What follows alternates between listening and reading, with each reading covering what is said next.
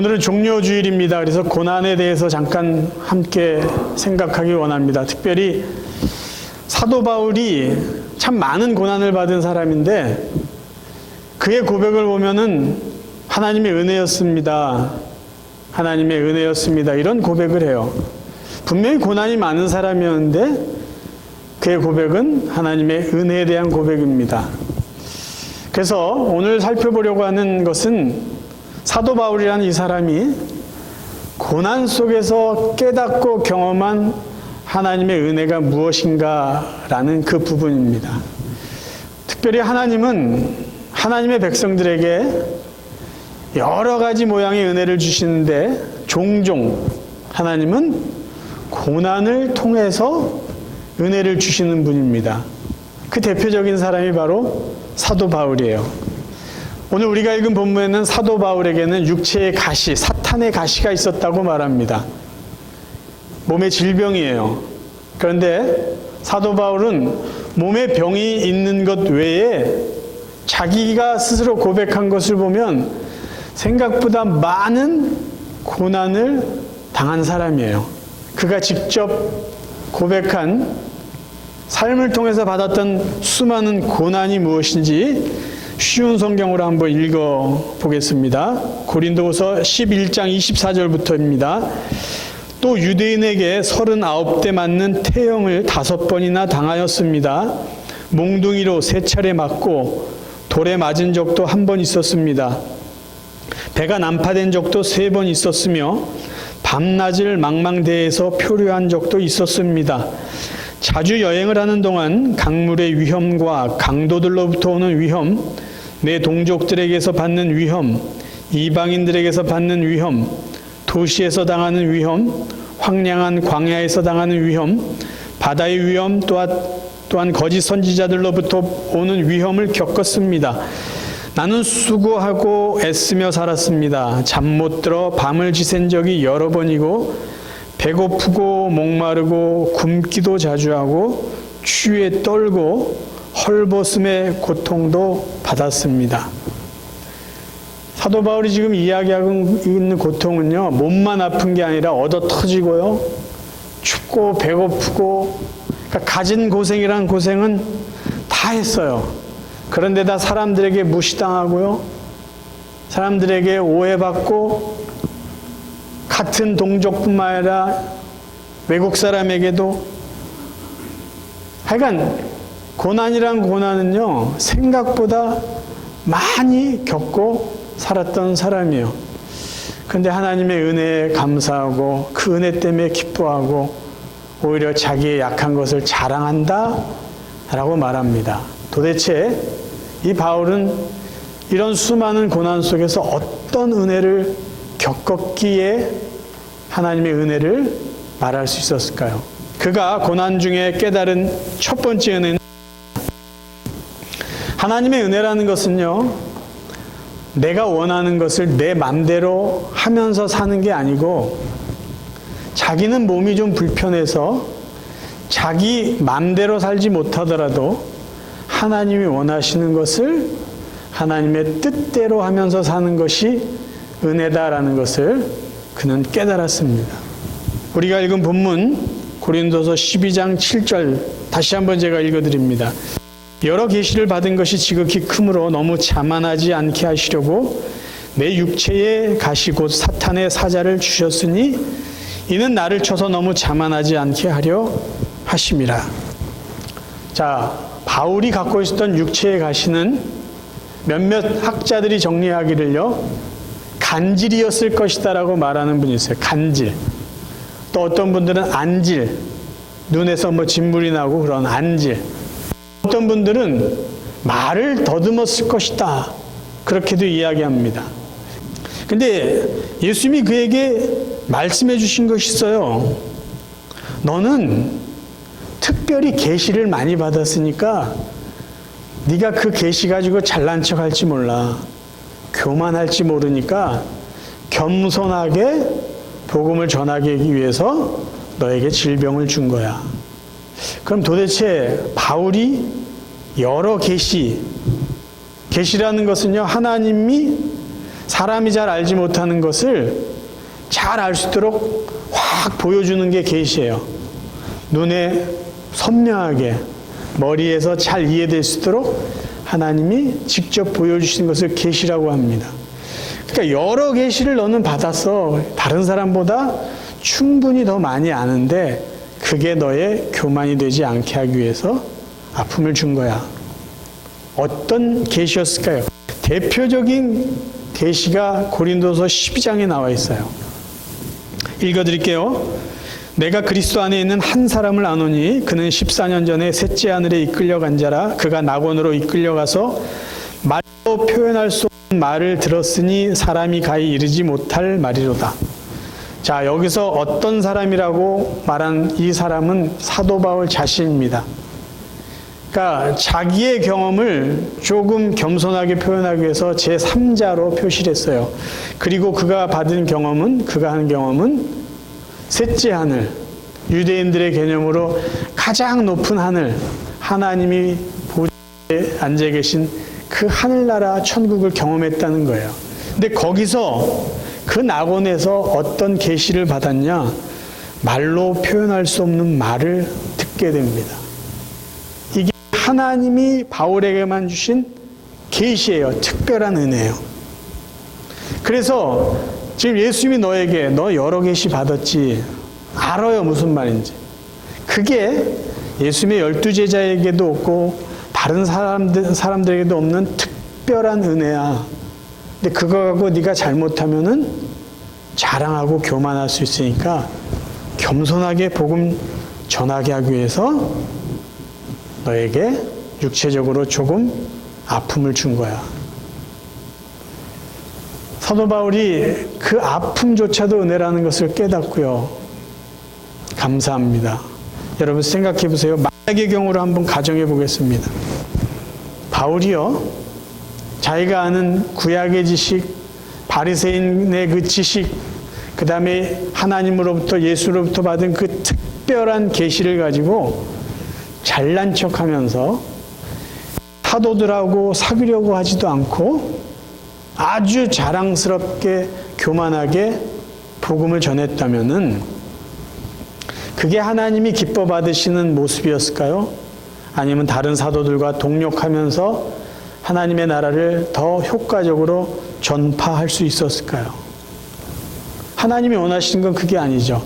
차라리 조금 아프더라도 바울이 교만하게 인간적인 모습으로 전하는 것이 아니라 하나님의 뜻대로 하나님의 방법대로 전하기를 원하셨던 거예요. 그것을 알았기에 바울은 육체의 가시조차도 하나님의 은혜라는 것을 고백합니다. 세상에 많은 사람들이 자기가 하고 싶은 거 다 한다고 생각해 보세요. 모든 사람들이 다 건강해요. 힘이 넘쳐요. 그래서 하고 싶은 걸 다 해요. 이 세상이 어떻게 될까요? 나는 다른 사람들 위해서 하는 거야 라고 하면서 자기 멋대로 하고 싶은 일을 다 해요. 이 세상이 정말 아름다운 세상이 될까요? 그렇지 않습니다. 때로는 약한 것 때문에 내 성질 죽일 수 있고요. 때로는 약한 것 때문에 겸손해질 수 있고요. 때로는 약한 것 때문에 하나님의 뜻을 더 깊이 되새기며 살아갈 수 있습니다.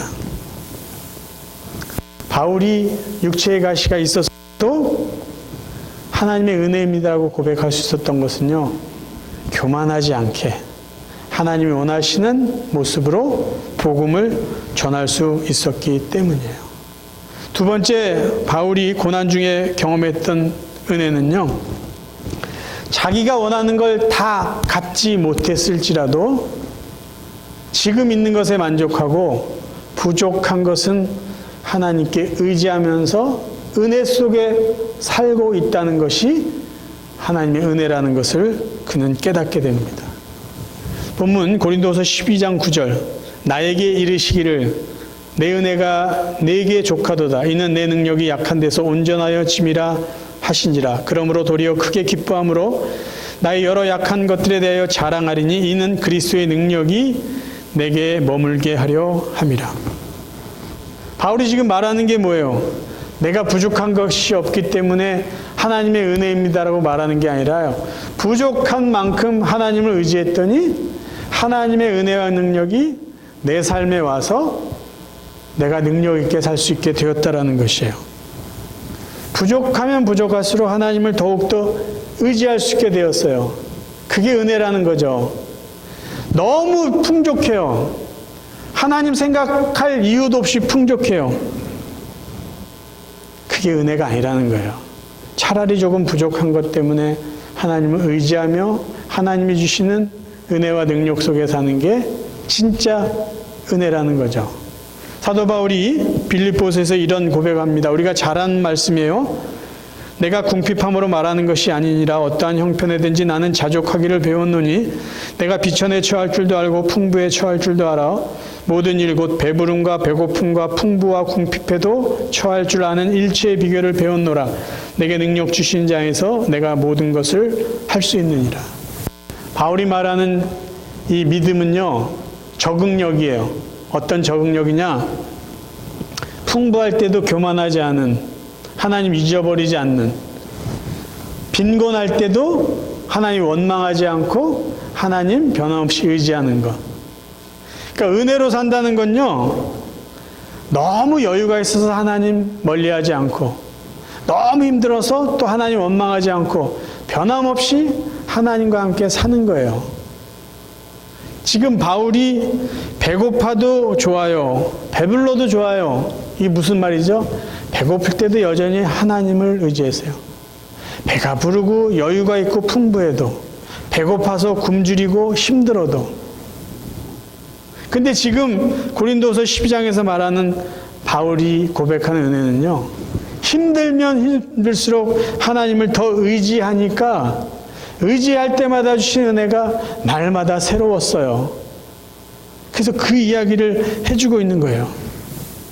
세상에서 요즘에는 부자들의 어떤 그 재산 가치가 이렇게 표현할 수 없을 정도로 굉장히 많더라고요. 억만장자, 이 표현보다도 더 많은 부자들이 있어요.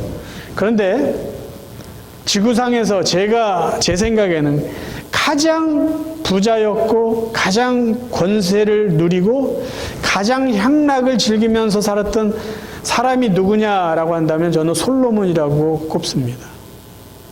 솔로몬. 많은 나라를 다스리고 그 나라로부터 조공을 받았고요. 수많은 여자들을 거느렸고요. 그가 얼마나 지혜로운 사람이었냐면요, 당대에 사는 모든 사람보다 가장 지혜로웠어요. 그러니까 지혜와 지식도 있었고 부유도 있었고요, 권력도 있었고 향락도 마음껏 즐겼어요. 성경에 보면요, 그의 부인이 700명이었다고 말하고요, 첩이 300명이었다고 합니다. 1000명의 여자를 거느리고 있어요. 대표적인 성경 내용을 보면요, 솔로몬의 부귀영화를 열왕기상 4장에 이렇게 말하고 있어요. 솔로몬은 유프라테스 강에서부터 블레셋 사람의 땅에 이르는 모든 지역과 이집트 국경에 이르는 곳을 다스렸습니다. 이 지역 안에 있는 나라들은 솔로몬이 살아있는 동안 조공을 바치면서 솔로몬을 섬겼습니다.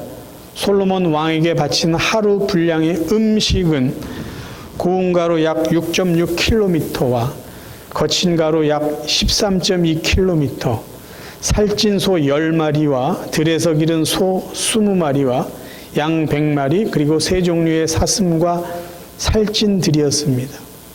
들에서 기른 소, 올게닉 소예요, 올게닉. 하루에 이거 다 어떻게 먹겠어요? 가장 좋은 부위만 아마 먹을지도 몰라요. 돈이면 돈, 권력이면 권력, 향락이면 향락. 먹는 재미가 얼마나 있었겠어요.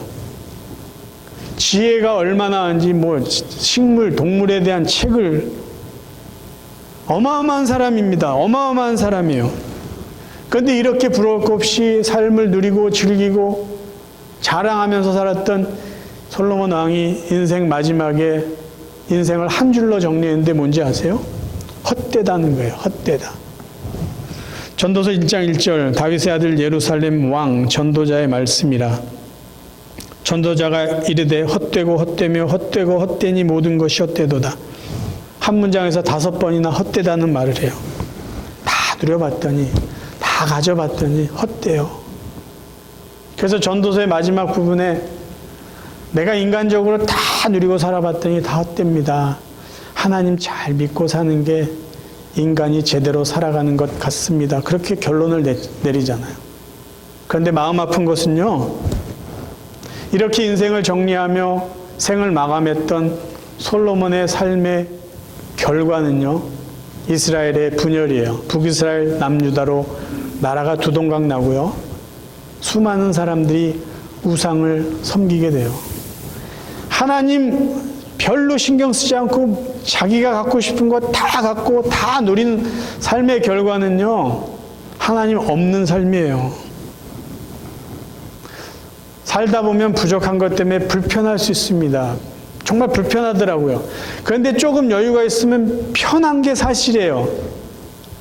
그런데 문제는요, 저도 이 미국에서 20년 넘게 살다 보니까 처음에 미국 와서 부족할 때 그들의 삶의 모습을 보면요, 정말 열심히 살아요. 신앙생활도 열심히 하고 자기에게 주어진 삶도 열심히 살아요. 딴 생각 못할 정도로 열심히 살아요. 그런데 조금 여유가 생기면요, 왜 그런지 모르겠어요, 딴 생각들을 하더라고요. 예전처럼 기도 열심히 안 하고요, 예전처럼 하나님 사모하는 그 간절함이 없어져요. 예전처럼 가정에 충실하지도 않아요. 그러면 결과적으로 봤을 때 여유 있고 넉넉한 게 은혜입니까? 조금 부족한 게 은혜입니까? 조금 부족해서 하나님 의지하며 사는 게 은혜지, 여유 있고 넉넉하고 하고 싶은 거 다 해서 하나님부터 멀어진 것 절대 은혜라고 우리는 말할 수가 없어요. 그래서 시편 기자가 말했듯이요, 하나님께 가까이 함이 내게 복이에요. 하나님께 가까이 하기 위해서 우리는 조금 부족해야 돼요. 조금 부족해야 돼요. 조금 약해야 돼요. 그걸 바울이 직접 경험했어요. 그래서 이야기하는 거예요. 남의 이야기하는 게 아니라 자기 이야기. 나는 부족해도 감사합니다. 왜요? 하나님도 의지할 수 있기 때문에요. 바울은 복 있는 자였어요. 왜? 부족했기 때문에. 바울은 은혜로운 사람이었어요. 왜? 부족했기 때문입니다. 마지막 바울이 고난 중에 깨달은 은혜는요, 은혜는 고난 없는 삶이 아니라 고난까지 포함해서 사는 것이 은혜다라는 것을 바울은 깨달았습니다. 고린도서 12장 10절입니다. 그러므로 내가 그리스도를 위하여 약한 것들과 능력과 궁핍과 박해와 곤고를 기뻐하노니 이는 내가 약한 그때에 강함이라. 바울이 능욕을 당해요. 몸이 약해요. 배고파요. 남한테 얻어 터져요. 근데 기뻐해요. 그 이유는 뭐냐면요, 그때 하나님의 강함을 경험했기 때문이에요. 이 말을 다르게 표현하면요, 바울이 이런 고난이 없었으면요, 하나님의 은혜를 체험할 수 없었다는 거예요. 그러니까 고난 때문에 바울은 하나님의 은혜를 얻게 되었던 거예요. 고난이 없으면 깨달을 수 없는, 고난이 없으면 경험할 수 없는 은혜가 바울의 삶 속에 있었어요. 그래서 하나님이요, 종종 우리에게 고난을 방치하세요. 왜요? 고난이 있어야만 얻고 경험하고 누릴 수 있는 은혜가 있기 때문이죠. 그래서 저희들의 삶 전체는 하나님이 기쁨의 은혜도 주셨고 고난의 은혜도 주신 것이에요. 고난이 밀려옵니다. 기억하세요. 그 안에는 은혜가 있어요. 하나님의 은혜는요, 고난처럼 신비해요. 전에 제가 말씀드렸어요. 인생의 밑바닥까지 내려갔던 경험 있는 분들의 간증을 들어보면요, 공통점이 하나 있어요. 성도들의 이야기입니다. 신앙생활을 하면서 잘 살려고 하는데 인생의 밑바닥까지 내려갔던 그 아픔의 경험을 겪은 분들이 똑같이 고백하는 간증의 내용이 뭐냐면요, 거기서 하나님을 만났다는 거예요. 인생의 밑바닥에서 하나님의 은혜를 경험했다는 거예요. 놀랍지 않습니까, 여러분? 여러분의 삶 가운데도 그런 고백들이 있을 거예요. 그러면은 인생의 밑바닥에 내려가 보지 않은 분들은 인생의 밑바닥에서 하나님이 주시는 고난을 경험하지 못한 거예요. 인생의 밑바닥 내려가는 동안의 은혜도 있고 내려가기 전에도 은혜는 있지만 하나님의 은혜는요, 이 인생의 밑바닥에서 주시는 은혜도 있다라는 것이에요. 고난은요, 하나님의 은혜를 더 선명하게 보게 해줍니다. 하나님의 음성을 더 크게 듣게 해주는 기가 막힌 역설의 무언가가 있어요. 그게 고난이에요. 비바람이 오면 귀찮아요. 신발도 젖고 옷도 젖고 좀 비 좀 안 왔으면 좋겠다. 눈 좀 안 왔으면 좋겠다. 그럼 여러분 햇빛만 비치면 그곳이 어떻게 될까요? 사막이에요. 사막. 햇볕만 내리쬐는 곳은 사막입니다. 여러분 바다에 태풍이 몰아치면 물고기들이 춤을 춘대요. 잔치를 벌인대요. 왜 그런지 아세요? 바다 안에 해일이 불고 이 태풍이 불면 밑에 있는 어떤 그 영양분들이요, 해수면 위로 떠오른대요. 그러니까 영양 공급이 다시 채워지는 거예요. 그게 몰아칠 때는 물고기도 좀 힘들겠지만 태풍이 지나고 나면 잔치가 벌어진다는 거예요. 제가 군대 생활을 동해안에서 했습니다. 해양 경비대였어요. 그럼 거기에는요, 고기를 잡는 젊은 청년들이 있어요. 그들은 돈도 벌어야 되기 때문에 건강한 청년이지만 방위로 편입을 시켜요. 그래서 저희들이 해안 경비를 나갈 때 그 지역에 사는 청년들이랑 같이 근무해 나갑니다. 그 친구들에게 들은 소리예요. 태풍이 불고 나면 자기네들이 뿌려놓은 바다에 이렇게 펼쳐놓은 그물이 다 망가진대요. 다 버려야 된대요. 그런데 그 다음에는요, 고기를 더 많이 잡는데요. 왜냐하면 태풍이 불고 나면 새로운 고깃대들이 몰려온다는 거죠. 그러니까 그물을 버리는 손해는 있지만 고기를 잡지 못하는 그런 답답한 게 있지만 그게 지나고 나면요, 새 그물을 가지고 더 많은 고기를 잡아요. 그물 몇 개를 새로 마련하고도 남는 고기를 잡는 거예요. 어부들에게는요, 태풍이 고난일 수 있지만 그 태풍과 함께 오는 유익이 있다는 것이에요. 사도 바울이 이렇게 말했습니다. 하나님께서는 여러분에게 그리스도를 믿는 특권뿐만 아니라 그리스도를 위해 고난받는 특권도 주셨습니다. 이 두 가지 모두 하나님께는 영광이 되는 것입니다. 특권이라는 단어에 여러분 주목해 보세요. 예수를 믿어서 우리가 하나님 자녀 됐어요. 은혜를 누려요. 특권이에요. 좋은 거예요. 근데 고난도 특권이라고 그래요. 왜 그랬을까요? 이게 하나님 우리를 축복해 주시는 하나의 방법이기 때문이에요. 이게 하나님께 영광이 되는 것이기 때문이에요. 고난 때문에, 고난이 있기 때문에 우리가 누릴 수 있는 은혜가 있다라는 것이에요. 바울은 정말 고난 중에 있었고 육체의 가시는요, 죽을 때까지 있었어요. 그런데 이 고난 통해서 그가 경험한, 마지막 때까지 경험한 하나님의 기가 막힌 은혜가 있습니다. 여러분, 디모데 후서는 바울이 이제 죽을 때가 됐다는 것을 감각적으로 느껴요. 아, 이제 내가 참수형을 당할 때가 됐구나. 그래서 그의 삶의 마지막 사랑하는 제자 디모데에게 보낸 편지가 디모데 후서입니다. 거기에 바울이 이렇게 적고 있어요. 너는 어서 속히 내게로 오라. 데마는 이 세상을 사랑하여 나를 버리고 데살로니가로 갔고 그레스게는 갈라디아로, 디도는 달마디아로 갔고 누가만 나와 함께 있느니라. 외롭게 감옥에서, 돌로 만든 감옥이에요. 로마 감옥 저도 한번 가봤는데 거기에서 추운 시간을 보내요.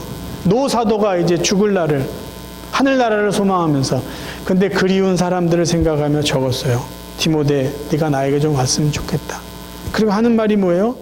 대만은 세상을 사랑하여 나를 버리고 데살로니가로 갔고 그레스게는 갈라디아로, 디도는 달마디아. 그동안 같이 있었던 사도들이 뭐 세상으로 나간 것도 있고 자기 사역이 있어서 떠났어요. 그런데 누구만 남아있다고 그랬죠? 누가. 누가가 직업이 뭔지 아세요? 의사예요. 의사. 하나님은 바울의 육체의 가시를 없애주시지 않았는데 그 대신 누구를 죽을 때까지 그의 곁에 있게 하셨습니까? 누가? 의사 누가? 고난만 있는 게 아니잖아요. 의사가 평생 그의 동력자가 되었고 치료자가 될 수 있었던 거예요. 제가 질문을 드릴게요. 왜 바울은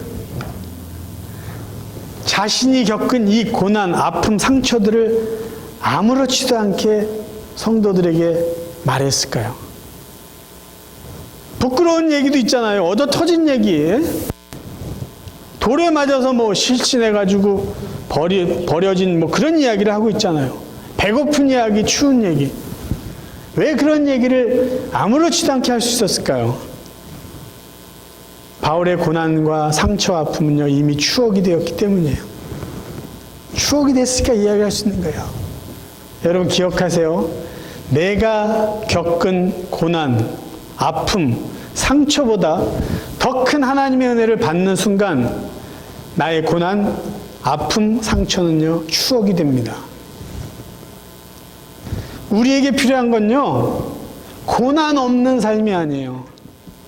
하나님의 더 큰 은혜예요.